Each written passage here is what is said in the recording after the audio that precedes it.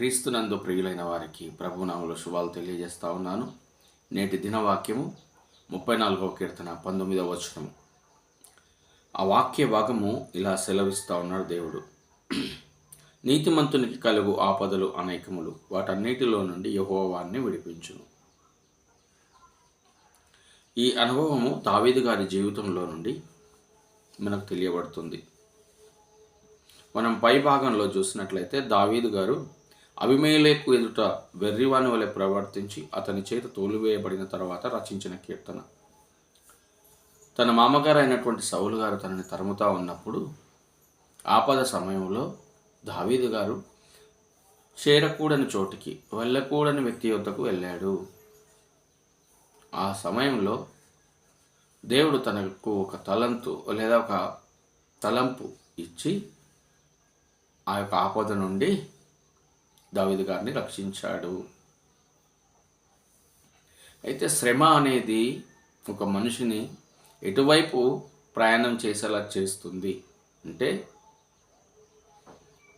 ఇక్కడ మనం చూసినప్పుడు ఈ వాక్య భాగంలో తనకొచ్చిన శ్రమ తన శత్రువుల యుద్ధకు నడిపించింది. శత్రువులు ఎవరో మిత్రువులు ఎవరో తెలుసుకోలేని గందరగోళంలో పడివేసినటువంటి ఆ శ్రమ. ఆ సమయంలో మామగారైనటువంటి సౌలు గారు తరుముతా ఉన్నప్పుడు ఆపదలు చిక్కుకున్నటువంటి దావీదు గారు మరలా అంతకంటే ప్రమాదకరమైనటువంటి మరొక వ్యక్తి ఆధీనంలోనికి వెళ్ళిపోయాడు. ఇంకా అలాంటి సమయంలో ఎవరు తనకి ఆధారం అంటే మరెవరూ లేరు. తనను ఇంతకాలం నడిపించినటువంటి దేవుడే తనకు ఆధారమై ఉన్నాడు. ఈ దేవుడు దావీదు గారిని గురించినటువంటి సాక్ష్యము, దావీదు నా హృదయానుసారుడు.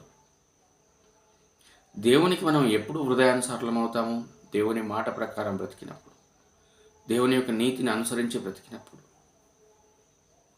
అందుకనే ఈ మాట ఇక్కడ మనం చూస్తూ ఉన్నాము. నీతిమంతునికి కలుగు ఆపదలు అనేకములు, వాటన్నిటి నుండి యెహోవా వారిని విడిపించును. ఇక్కడ దావీదు గారు దేవునికి సమీపంగా ఉండి దేవుని చేత నా హృదయానుసారుడు అని చెప్పబడిన ఒక సాక్ష్యాన్ని కలిగి ఉన్నాడు. అలా నీతిగా బ్రతికిన వ్యక్తికి ఈ శ్రమలు వచ్చాయి. ఈ శ్రమలు వచ్చినప్పుడు మరలా ఆ ఆపద నుండి విడిపించిన వాడు ఆయనను ఎవరంటే దేవుడే. మన జీవితంలో కూడా మనకు సమస్యలు, ఇరుకులు, ఇబ్బందులు వచ్చినప్పుడు మనం వెళ్ళే చోటు, మనం చేసే ప్రయాణం అన్నిసార్లు మనకు క్షేమాన్ని ఇచ్చేదిగా ఉండదు. కొన్నిసార్లు మనం ఇరుకుల్లో పడతాం. ఇరుకుల్లో పడినప్పుడు అయ్యో నన్ను ఇందులో నుండి విడిపింపగలిగిన వారు ఎవరు, నాకు ఆధారం ఎవరు అని అంటే, అలాంటి స్థితిలో ఉన్న వారికి దేవుడిస్తున్నమాట. నీవు దేవుణ్ణి ఆధారం చేసుకొని బ్రతుకుతున్నావా? దేవుణ్ణి ఆధీనంలో ఉంటున్నావా? అలాంటి నిన్ను గురించి దేవుడు చెప్తున్నమాట. నీతిమంతుడికి కలుగు ఆపదలు అనేకములు, వాటన్నిటి నుండి యెహోవా వారిని విడిపించు. బంగారము శ్రేష్టమైంది, బహు విలువైంది. ఆ బంగారానికి ఆ యొక్క విలువ రావాలంటే ఆ బంగారం కొలిమిలో వేయబడి, కాల్చబడి, కంసాలి చేత కొట్టబడాలి.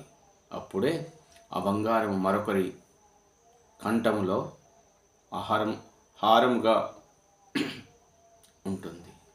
అలాగే విశ్వాస జీవితంలో దేవుని ఎదుట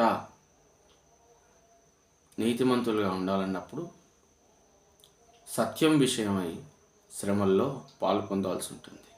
కానీ మనకున్న నిరీక్షణ సమస్త విషయంలో మనల్ని సరైన మార్గంలోకి నడిపించేవాడు మన దేవుడు.